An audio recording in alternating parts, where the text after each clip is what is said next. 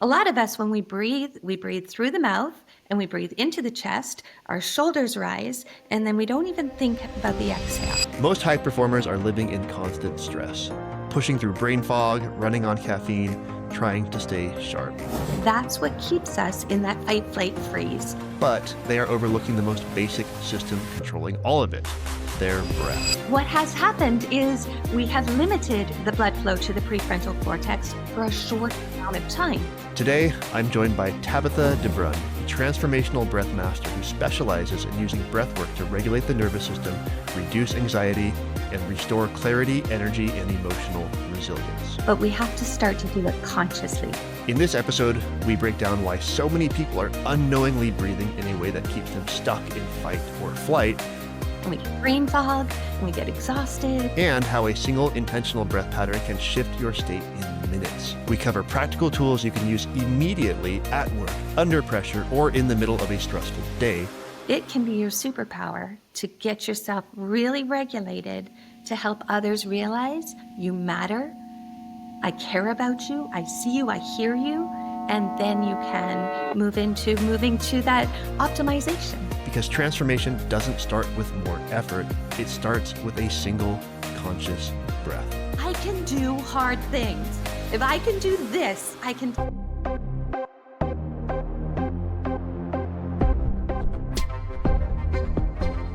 Welcome to the Superhuman Blueprint Podcast. So, I'm just curious, you teach breathwork as a way to regulate the nervous system. What exactly does that mean? What does it mean to use breath to regulate the nervous system?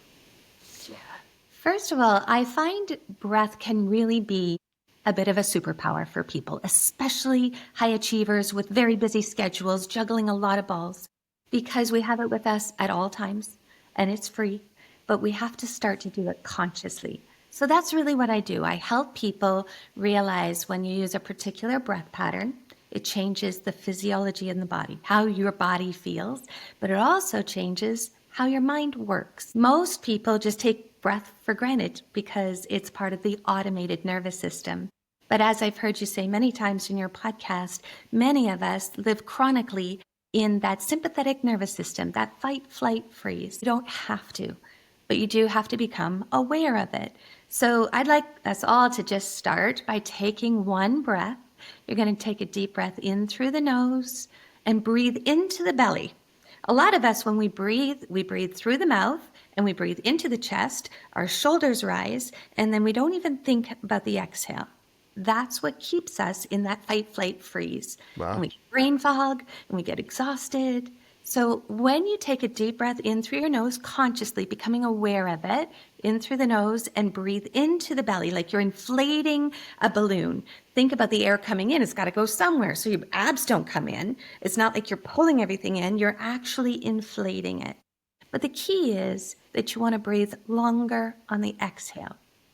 And if you can, like you're breathing through a straw. So let's just do one breath together. Let's do it. If you're able to, even if you're driving, this is very, very safe to be able to do. But in 3, 2, 1, take a deep breath in through your nose, inflate that belly, and breathe out slowly through the mouth, longer on the exhale, like you're breathing through a straw. If you notice, your body probably feels just a little bit calmer, but your heart rate went down, your blood pressure went down. And what I find fascinating is you have more blood flow to that prefrontal cortex. So I was going to say, I feel it up here. I feel it at the top of my head. Yes. So what I do as a breath master is I teach simple breath patterns for people to change the state of their body and the state of their mind. And different breath patterns do different functions in the body. So you've described our sort of standard of breathing as this, breathing through the mouth, shallow breaths into the chest, and this keeping us in that fight or flight. How did this happen? Like, if that's not the correct way to breathe, why are we all breathing that way? A really good question, because I think society runs at a really frenetic pace.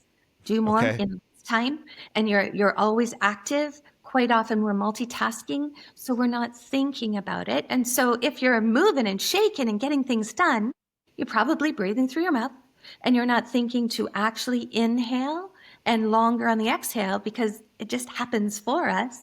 So we're breathing in shallow and we're breathing out shallow, and that puts fight, flight, freeze. But if you can remember, we can do that for a short amount of time. And I'm going to talk to your listeners about how it can be fabulous when you consciously put yourself there. It's just we do it so much that we're there all the time, and the body hasn't had a chance to balance and recalibrate and reset. We want to be in rest, digest, and heal most of the time. It's interesting. So I am, in addition to wellness and performance coaching, I am a martial artist. And, I think back to many years ago when I was deep into Muay Thai kickboxing. I did a lot of sparring, and I would burn out very quickly. Like my energy would tank very quickly until one day I had one of my coaches was this little guy from Thailand, and he would just kind of like hang out on the side of the boxing ring that we would spar in, and he would hold his glove in his hand. And whenever he had some correction, he would run over and he would whack us with the glove and like tell us, first it was just like, relax. He'd whack me, relax. Imagine trying to relax while someone's whacking you with their boxing glove. But it was once I made this shift to breathing through my nose while I was moving around, I could go so much longer. My energy, I didn't burn out. I didn't fatigue nearly as fast. I could go for round after round after round. And I don't know physiologically if, keeping myself in that fight or flight is better in a sparring match, right? Because it also does something to like your reaction, right? Your reaction time. But certainly I didn't have the stamina unless I was switched over to breathing through my nose. And I remain much more calm breathing through my nose, even when I'm there with someone that is notably better than myself. So when you breathe through your nose, that's your filtration system. You're oxygenating your body, but you also have that more blood flow to the mind. But you made an interesting point. When it comes to, sometimes you want to be very focused, very motivated, have that charisma, have that energy. So then you want to actively activate the body through the breath. So maybe I'll teach the listeners and yourself how to actively do this, because it can be better than a cup of coffee first thing in the morning. Oh, really? As I'm sitting here sipping my coffee. And nothing wrong with a little coffee, but at the same time, it's nice to know at any given time, I can change how I feel and how focused I am. Yes. When you actively breathe, now do this if you're not driving, do this when you can be seated and comfortable and be very aware of what's going on in the body. But you're going to do the opposite of what I taught at the beginning. You're going to breathe in through the mouth. You're going to breathe in longer on the inhale, and you're not even going to think about the exhale. It looks like this or sounds like this when you breathe in through the mouth into the belly, and then another sip of air. So really elongate that inhale, and then relax and let go.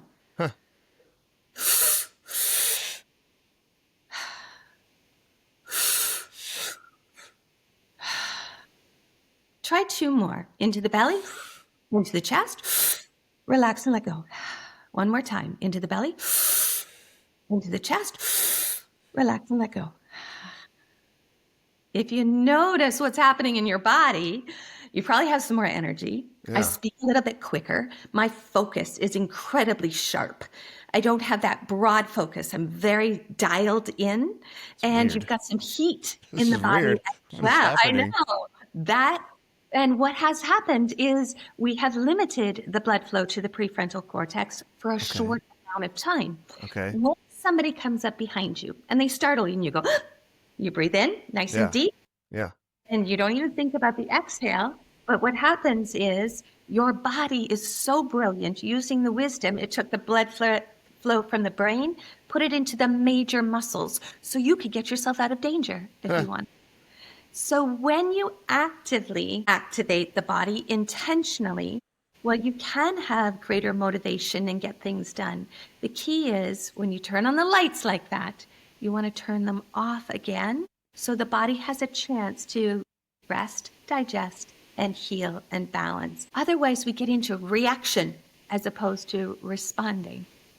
Yeah, and we talk a lot about trying to have intention around being in that parasympathetic state, right? And it's it's important in so many ways, but at bare minimum, just to be able to give your body a chance to recover from everything that's happening, right, and to keep you moving forward. I reckon the sharp inhale. This is a pretty cool technique, by the way. I'll use this to my advantage circumstantially, but yeah, I can see how we do not want to stay there, because like if we're already in a situation where exhaustion is like the norm, then there are certain things where we're like, I need to be hyper focused for this, but like as a standard, as a baseline, we want to make sure that we're in a much more calm state, right?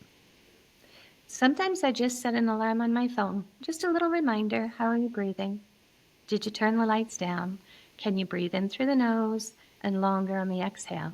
But the benefits are so big because we mirror each other's breathing.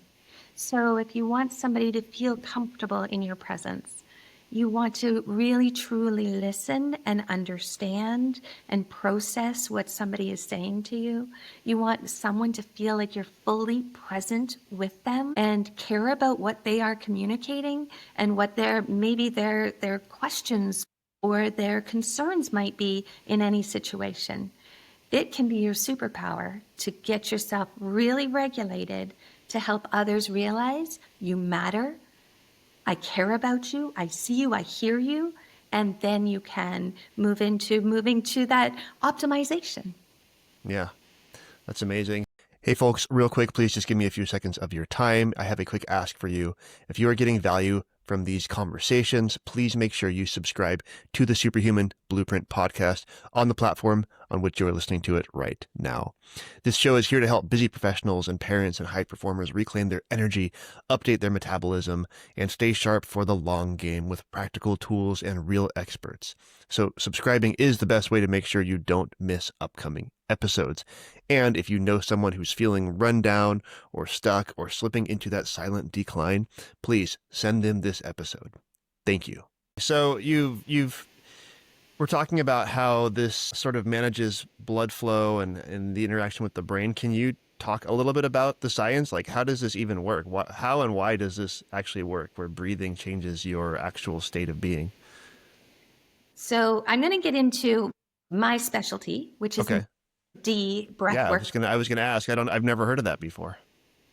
There's about 1,000 of us practitioners worldwide right now in 80 countries, but this is becoming a movement for children, for teens, for adults, for high achievers, and for even those. I was just with the Canadian Lung Association with asthma, COPD. It's so very powerful. Okay. So 9D stands for 9 dimensions. The first and most powerful is the breath. I teach a particular breath pattern, maybe 2 different breath patterns in any journey we're doing, and they can be from 5 minutes long to 2 hours long. Wow. But I teach a breath pattern to change the state in the body. At first, every journey has a bit of an arc. Starts by bringing safety in the body.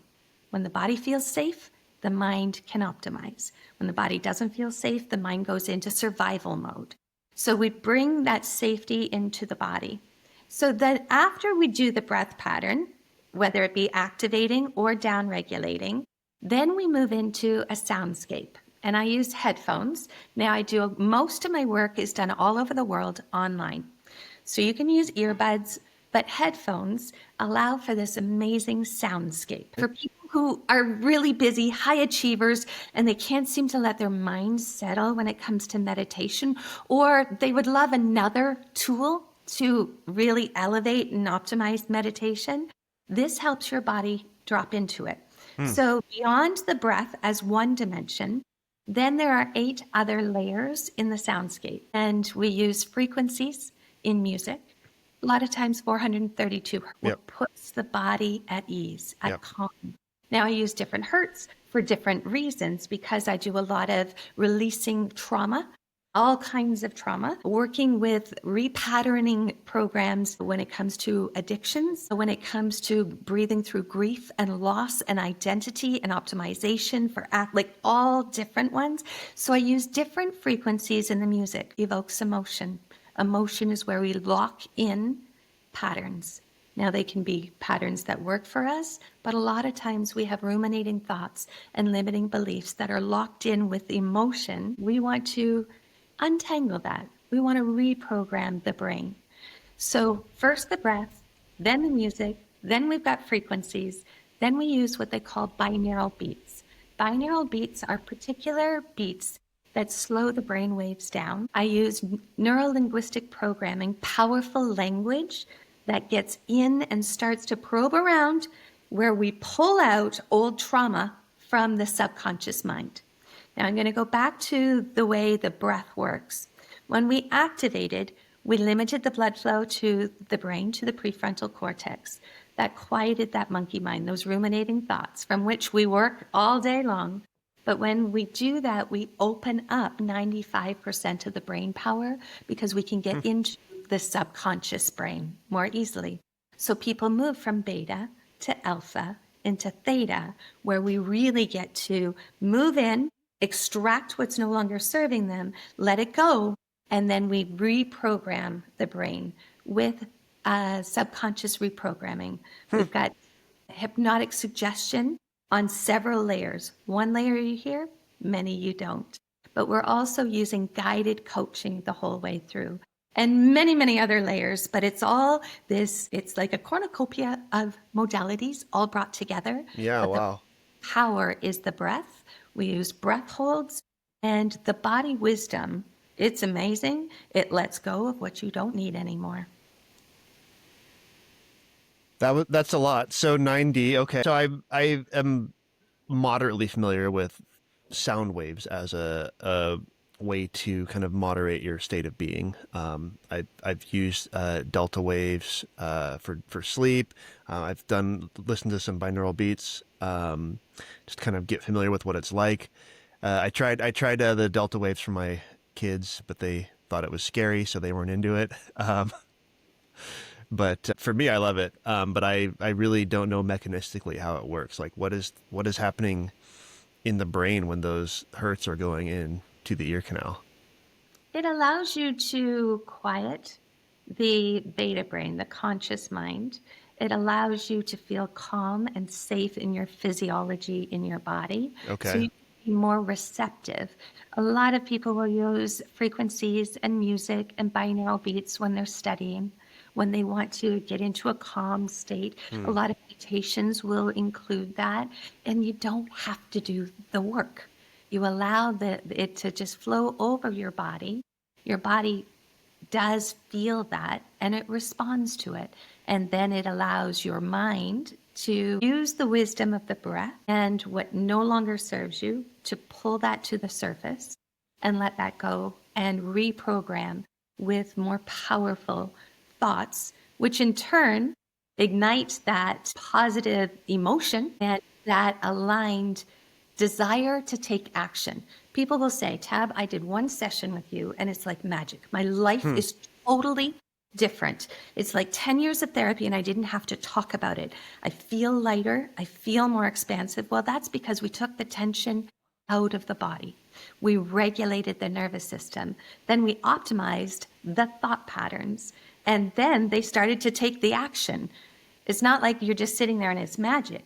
It's neuroscience. The body feels better. It's more energized. It's more aligned. People are responding to your frequencies, to your energy. And you are actually doing the things that it takes in order to net the results that you want. Have you ever looked at like a CAT scan or something of what's happening in the brain when this is going on? I haven't, not when I've done it, but I have seen it several times. You've seen it? Okay. It's fascinating. Yeah. Both meditation, but with 9D breath work, it's extraordinary. Yeah. I love it. I mean, it's the idea of stacking, right? Like you're combining all of these different things to one end. I mean, on a much more basic level, like something that I do with my clients is like stacking their morning routine, right? Because they're busy. So, hey, I want you to move. I want you to get natural light. I want you to do some breath work. I want you to do some gratitudes. Well, guess what? We're just going to do it all at the same time. And guess how you feel when you're done with that? You feel amazing. So this is all neurological and kind of state of being. This is really interesting.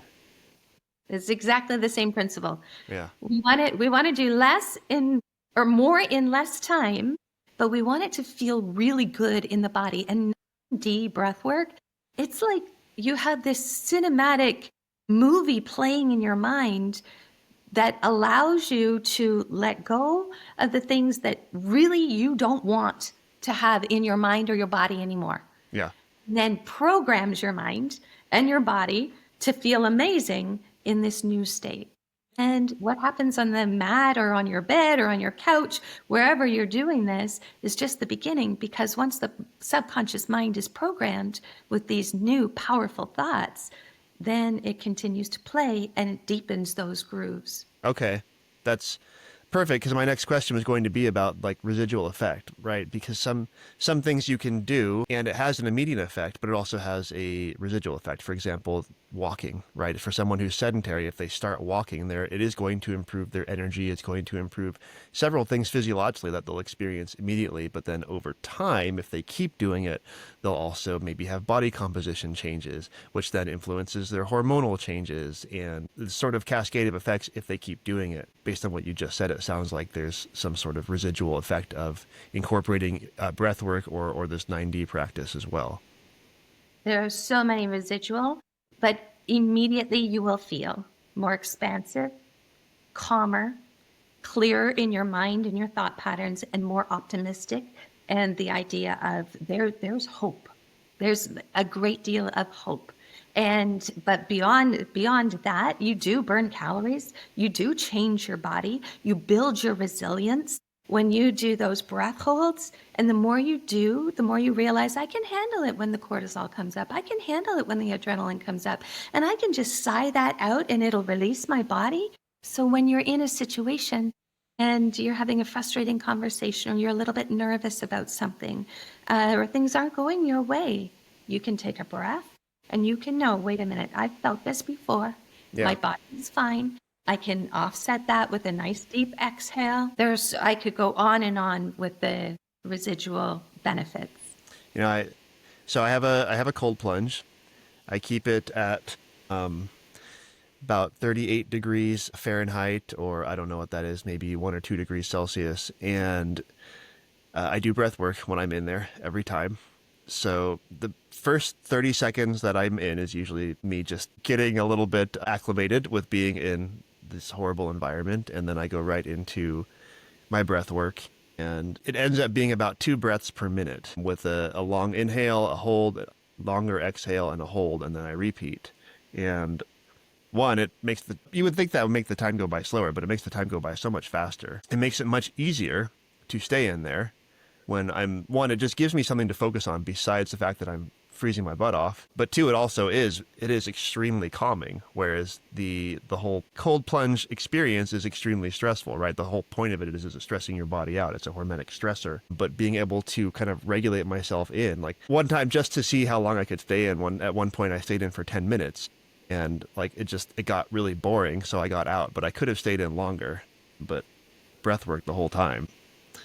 But it is really interesting how the immediate benefit of doing the breath work like pulls me out from that first 30 seconds of this is horrible, I hate this, I'm miserable, to I'm just there and I'm just doing it. And knowing that I have this tool at my disposal makes it easier for me to make the decision to get in the next time and the next time, because I know that I can get myself and it's not just going to completely suck the entire time. Quick pause from our conversation with Tabatha. If you are a busy professional or an executive and you feel like your energy is slipping, or if you are running on caffeine and pushing through brain fog, or doing everything right, but your body still is not responding, I put together a free webinar that breaks down exactly what's happening beneath the surface, your metabolism, your hormones, your stress load, and the hidden habits that are quietly dragging your performance down. And more importantly, what to do about it. It's totally free. You can register right now at primalwellnesscoaching.com/webinar or click the link in the description for this episode. primalwellnesscoaching.com/webinar. I'll see you there. Back to our chat with Tabatha. It's an excellent example. I also love cold therapy. So when I go in, I take a deep breath in before I get into that cold plunge. Okay. And I make that exhale last as long as possible. Okay. Right. something else to focus on and then get into a breath pattern in there. I love it because I'm like, I can do hard things. If I can do this, I can tackle anything. And the more you do it, the more you realize, you know what, I didn't die. In actual fact, I regulated my nervous system. I feel fantastic on the other side of this. The closest thing that I can say to the feeling I get on the other side of a breathwork journey would be on the other side of the cold plunge. It's so energizing and resilience building. And you're right. At any time, whether it's a cold plunge or a situation you really wish you weren't presented with in life, use your breath to get over the hard part. Help the body feel safe. And if you feel like you just lethargic and you just not motivated and there is no hope, because life is hard right now. All of us, doesn't matter how high achieving you are, at some time, you don't feel like you want to be productive. You don't have the energy to keep going. But if you can go to that active breath, do 10 of those big breaths in through the mouth, into the belly, into the chest, relax and let go. And then a breath hold and squeeze everything, and then let it go with a sigh. You are going to feel different. You really are. Yeah. Just like I know you teach your clients, like putting your muscles under tension. And when you let them go, you release dopamine in the body. That makes you feel good. Breathwork does a very similar thing. Yeah, I have a kind of a similar but different example of breath work for anxious situations. So last year or the year before, a friend of mine was going through a very unfortunate and messy breakup with his wife, and he had to vacate his house immediately. He hadn't seen his kids, his 3 small kids, for a couple of weeks, and through the legal system, he'd gotten permission to go into his house and get his stuff so that he would have some of his things. And so no one was supposed to be home, but everyone was home when we got there. I went with him to help him get his stuff, and everyone was home. And so he had to call his lawyer, who had to call the police, who had to call the wife to ask them to leave. And so he hadn't seen his kids for 2 or 3 weeks at this point, and the whole situation was very upsetting. He wasn't supposed to see them that day. No one was supposed to be home. And he was going through the correct legal process to get them back in his life, which happily happened shortly thereafter. But at the time, he hadn't seen them, and so they were brought out of the house, and they had to walk to their car to leave. And at the moment he saw them, like he was going to have a meltdown. Like it was horrible. So I'm like, okay, look at them. You haven't seen them for a while. Look at them. But then I just had him do a simple box breathing, right? 4 in, 4 hold, 4 out, 4 hold, and just keep doing that for the duration of the time that they were there until that they left. And then a little bit after they left, I just had him stay in this box breathing, and it got him through. Like he was about to lose it, and he didn't. He kept it together, and then after that he was okay. We did what we had to do, and we left. But I'd never seen breathwork in action in that kind of situation, and it was, aside from that I was able to kind of help my friend through a horrible situation, it was fascinating to see how it worked. Well, I'm very grateful that he had you and that you were able to give him that tool immediately. I would love to share the fastest scientifically proven way to regulate a nervous system in any situation. It's called the physiological sigh. You take a deep breath in through the nose into the belly, and then you breathe in another sniff of air through the nose. And if you can, make an audible sigh. You brought the heart rate down, the blood pressure down, you've got more blood flow to the brain, but you've got that sense of calm in the body. That's just one that you can keep in your back pocket at a given time. And they teach box breathing, they teach this physiological sigh to first responders. Oh, okay. To pilots, to be able to stay in that focused, regulated state for a long period of time. Wow. Or to get out of the tension. And so what is the cost of, so this is examples of very intentional breathing in the correct way, which is largely through the nose. But what is the long-term cost of just not ever paying attention and continuing to take those shallow mouth breaths into the chest? About 90% of our hospital visits currently are connected to chronic stress in some way. Okay. So for overall health and well-being, becoming conscious of your breath is really important. Mental fatigue, frustration, burnout, it's so very prevalent. Do you know that 61% of our Gen Zs right now have been clinically diagnosed with anxiety? Wow, I did not know that. That is terrible. So there's a real need for people just becoming aware. And I would love for people to just start to use the word breath more often. Yeah. Let's all just take a breath. You know what? That's a really good point. Let me breathe into that for a second. And if we started to use the word and become aware of our breath, we would change the state in the body. But mental fatigue and depression is definitely on the rise. So my signature program is called From Burnout to Brilliance, and it's 28 sessions. I do them live and I've done them self-paced, and they come in and I teach a breath pattern. Okay. I teach a really practical mindset tool, and then we do an actual short breathwork practice. So we start to automate this new way of breathing. And then we do breath work with a guided 9D meditation to lock all of that into your subconscious mind. And obviously, I would love everybody to do breath work every day, even if it's just a little bit each day. But doing these at your own pace can really start to teach the body how to be able to use breath to its advantage. Can you share some success stories you've seen on folks that have incorporated this in and been able to either turn something around that was holding them back or just to create some success for themselves through so? I have so many testimonials, but I work with a lot of high achievers, and they've got the happy on all day long, Oh, and then yeah. they're all by themselves, and they just they are stuck, they're frustrated, they're at their wits' end, and they're wondering how they're going to keep up. And on the other side of a breathwork session, they realize, wait a minute, I've got this. I'm back in control. Hmm. I've got more clarity. I actually love the life I'm creating, but I need to take a little bit of time. A little bit of time for you, and your productivity will go way up. Yeah. I've had people who have come, they completely depressed, can't get through a first discovery call. And if anyone is interested in knowing more, I give a 30-minute complimentary discovery call right from my website because it demystifies it.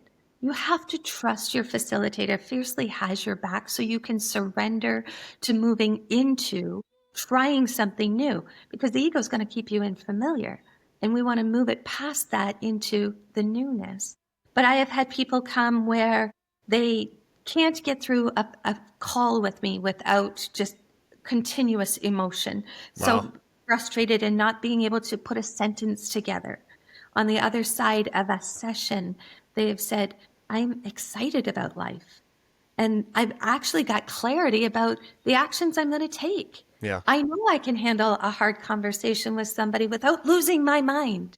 I have had people come with great addictions of all sorts, Okay. whether it be substance, whether it be shopping, whether it be pornography, whether it be Netflix. I think we all, in some Well, capacity, streaming, everyone's some- addicted, or not streaming, social media. Everyone's addicted to social media now. Oh my You're right. goodness. But when you start to feel safe in the body and happy and joyful and expansive in the mind, you don't need to move to that numbing for the dopamine Okay. because the body is already producing it. Wow. Yeah. And because I found breathwork, somatic breathwork, I've been a transformational coach for 16 years and an entrepreneur, teaching startup entrepreneurs all over the world. And I had so many who were coming to me, and I would say, if I could take my eyeballs out of my head, pop them into you for 1 minute, you would know what you're capable of. But these limiting beliefs came in, and I became a rapid transformational hypnotic therapist. So working with the subconscious mind. I had all kinds of tools. I was the person people would come to if they were struggling with insomnia or panic attacks or anxiety or grief and loss. And yet, after my mom passed, I was functionally depressed. I was totally fine if I was working or doing the mom thing or with a client. But when I was by myself, I was really struggling. Okay. And on the other side of my very first active somatic 9D breath work, I was at so much peace, so much understanding. I didn't consciously have any awareness of the anger that I was holding.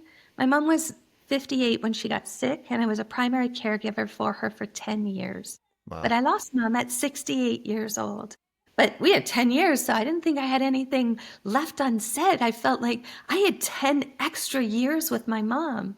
But what I had really repressed was disappointment, frustration, anger, sadness, all the sacrifices I'd made. I didn't realize I was harboring resentment. That didn't make me a bad person, but I had to heal it. Yeah. And I didn't want to talk about it because I didn't even know about it. But through that somatic breathwork journey, I was able to come to terms and understand and actually acknowledge those feelings and let them go. And then realize, you know what? I really think it all happened for me. That only comes when the body feels safe, when Yeah. it's let go of all of the other.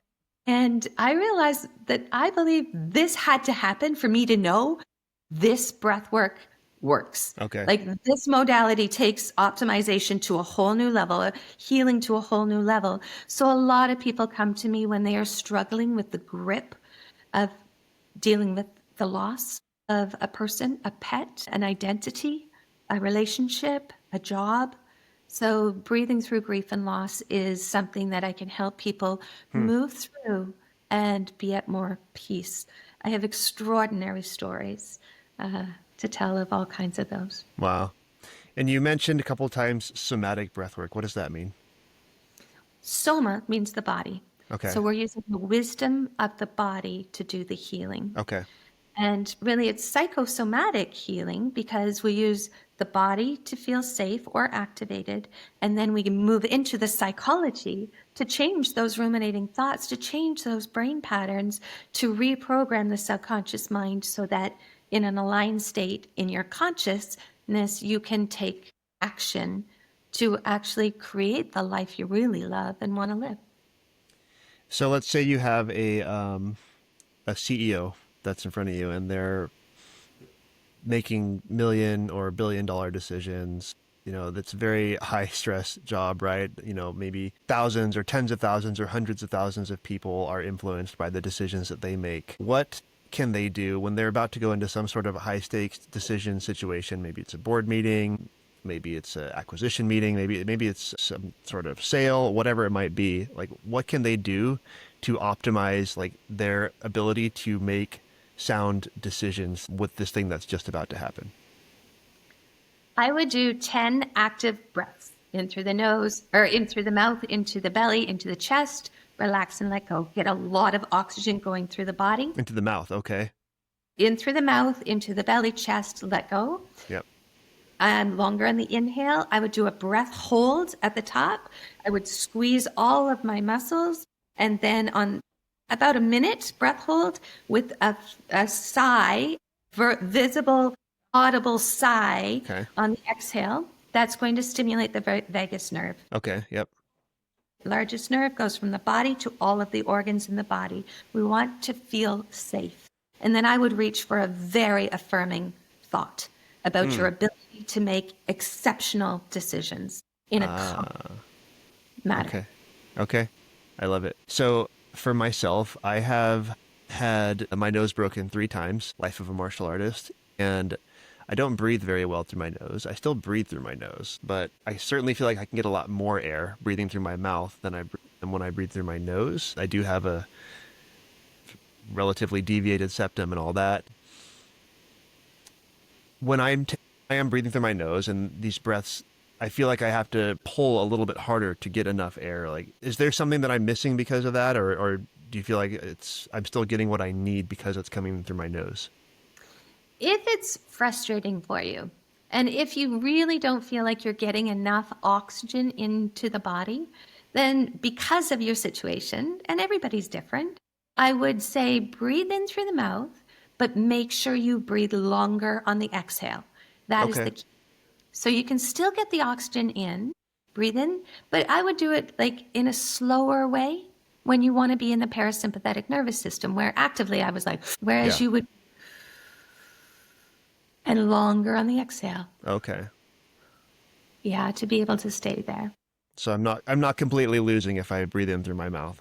No. Okay. No. And speaking of which, so breathing while sleeping, so I use just like a nasal strip to do what I can to open up the airways in my nose while I sleep. My wife does mouth taping, which seems like it's becoming quite popular. So for mouth taping in particular, like what is that doing? What's the difference between breathing through your nose or your mouth while you're sleeping? Well, your nasal passage is your first line of defense against bacteria. So you're filtrating the air that's coming into your body. When you close your mouth, your tongue is at a better position in your mouth, but it also allows for that throat to be more open, so you're not going to get as much snoring as well when you're going through. But you also get into a deeper sleep. People tend to stay there in a deeper sleep when they're breathing in through their nose. But a lot of people, especially people that have a lot going on in their lives, do struggle getting to sleep at night. And Yeah. having a sleep routine can be so beneficial, and having breath work be a part of that can be very, very helpful. So what I teach is, if you can breathe through your nose, breathe into the count of 4, hold for 2, and then count backwards, 6, 5, 4, 3, 2, 1. Consciously connect it right away. Back in for 4 through the nose, hold for 2, out through the mouth, backwards, 6, 5, 4, 3, 2, 1. The reason being is the brain has to work harder if you're counting backwards. It's giving you something else to think about rather than the ruminating thoughts. It's putting you in that parasympathetic nervous system so that you can really get ready for rest, digest, and healing. Wow. Amazing. I personally, because of my deviated septum, I've tried taping my mouth and it kind of stresses me out. I feel like I can't breathe. Yeah. So I We're not don't. going to stress you out. Yeah, it was counterproductive. At some point, I'll probably get a surgery to fix that. But she told me as long as I am still getting punched in the face, I should probably not get the surgery. So I'm not there yet. I'm not ready. Although maybe I should just have better defense. I don't know. So a lot of people still don't necessarily buy into breath work. They think of it as kind of like a woo type of thing. It does work. Like there's significant scientific backing to show that it does have a neurological and physiological impact. So why do you think it is that breath work isn't more prominent than it is? Great question. I am doing my very best, and thank you for giving me a platform to share this, to demystify. I hope I gave your listeners a couple of breathwork practices so they actually felt different in their body. But I believe we just run at such a fast pace, and because breath is part of the automated nervous system, you don't have to think about it. And now I think people are realizing, I think it's important to slow down. I realize I'm reacting. I'm not happy. I'm tired.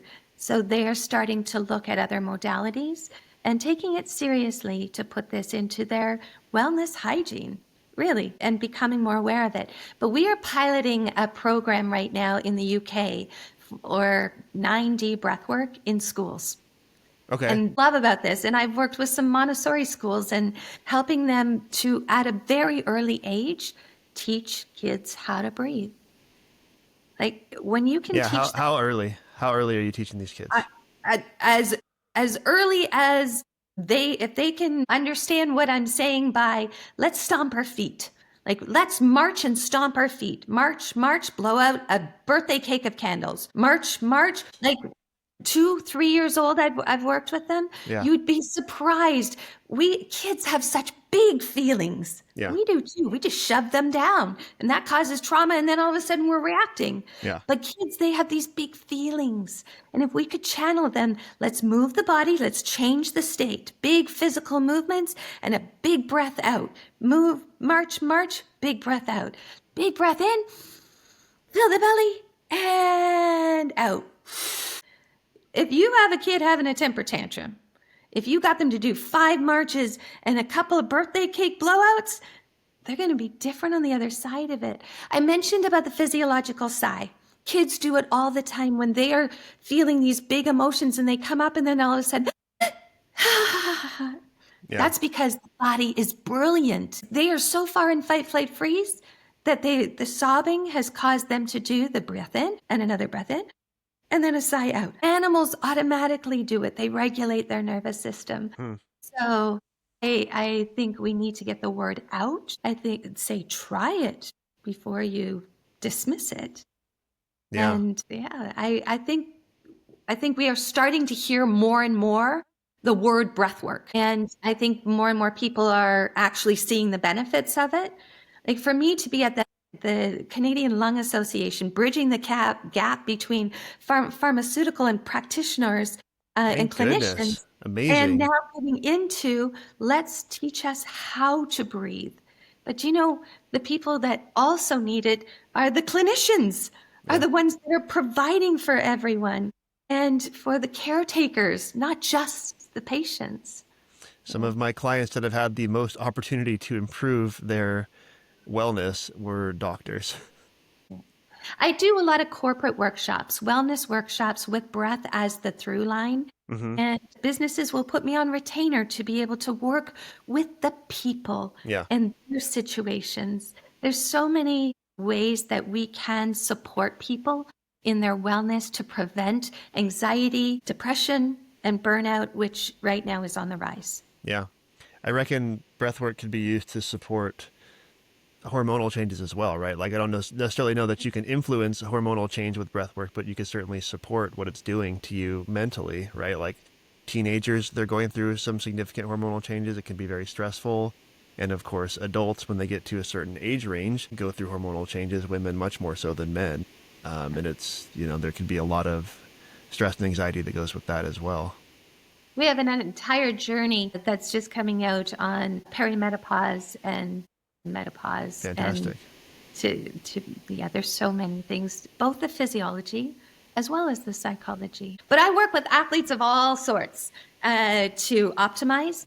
I work with hockey teams, golf academy, people before a big game, people after a big event that didn't go so well, teaching them to be able to downregulate, Yeah. to be able to handle when the ref makes a bad call or when they make a bad shot. But not only do I get to work with the teams, sometimes I get to work with the parents as well, because sometimes the parents are the ones that are also causing the anxiety and the stress Yeah. with those athletes Yeah. as well. Parents, coach.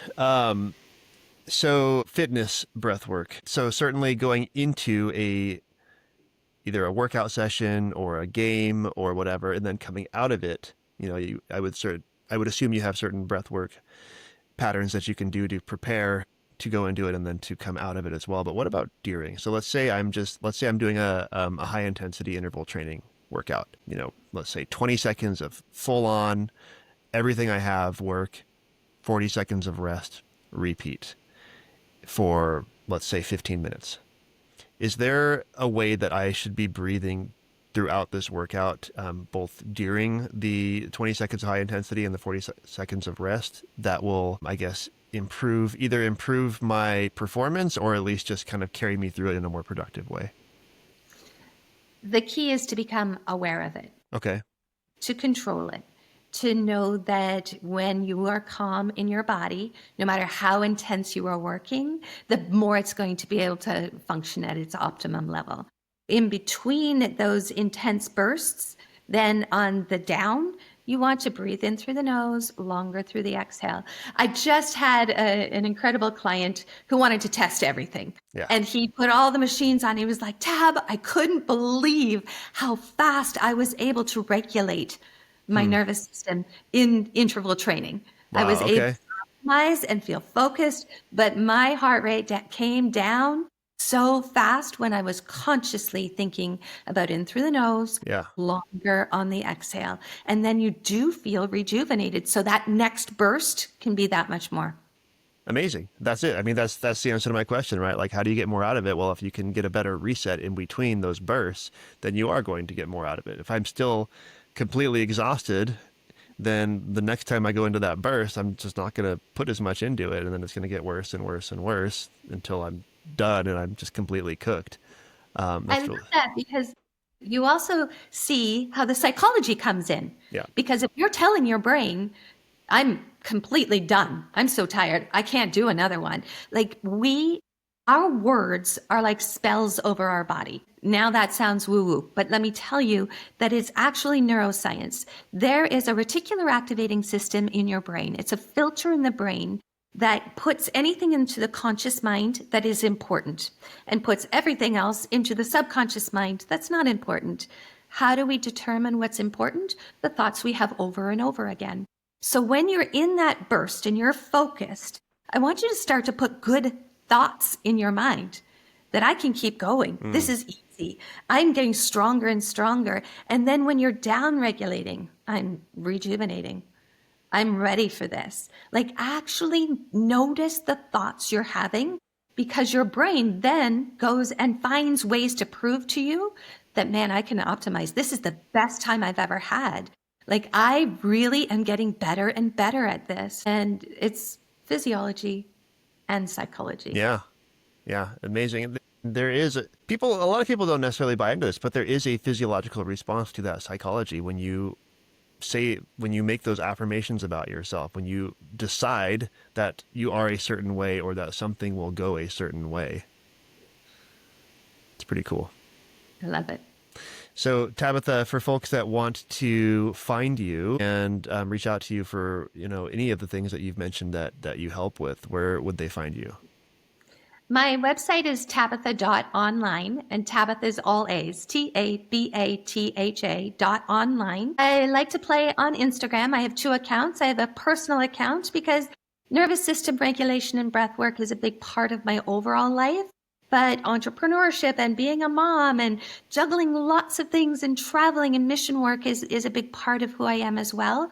But if you just want nervous system regulation, Tab Collective on Instagram, but otherwise come and follow me at Tabatha DeBruyn. And like I said, I've got that 30-minute complimentary discovery call if anyone has any questions. Every Tuesday night at 7:30 Eastern Standard Time, I do a full-length somatic online, it's on Zoom, breathwork journey. So that's something you could pop in at any time, and links on my website, links on my Instagram.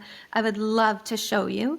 But I'm going to, if you link it in the show notes, I sent it over. If you come to my website, if you sign up for my email list, you're going to get a free 7-minute cinematic trailer where you hear the founder of 9D Breathwork, Brian Kelly. He and I work really closely together. He's going to explain all the 9 dimensions of soundscape, but he pulls them and extracts them out each individually, and then he puts a few together and a few more together, and you're going to feel and hear the difference. So that'll be in there for free. There's a 5-minute D breathwork reset that you can use for anyone in the family at any time. Use it in your place of work. And then I've got a 7-minute morning routine as well. It'll be free. I'm going to check these all out myself. And like you said, you did send me all these links. So folks, if you go to the superhumanblueprintpodcast.com, I will have all of Tabatha's links in the show notes for today's episode. Tabatha, thank you so much. This has been extremely interesting and extremely informative conversation. I really appreciate what you're doing, and I appreciate you coming on the show to share with our listeners as well. It's been a great honor. Thank you so much for a really meaningful discussion. My pleasure. Thank you.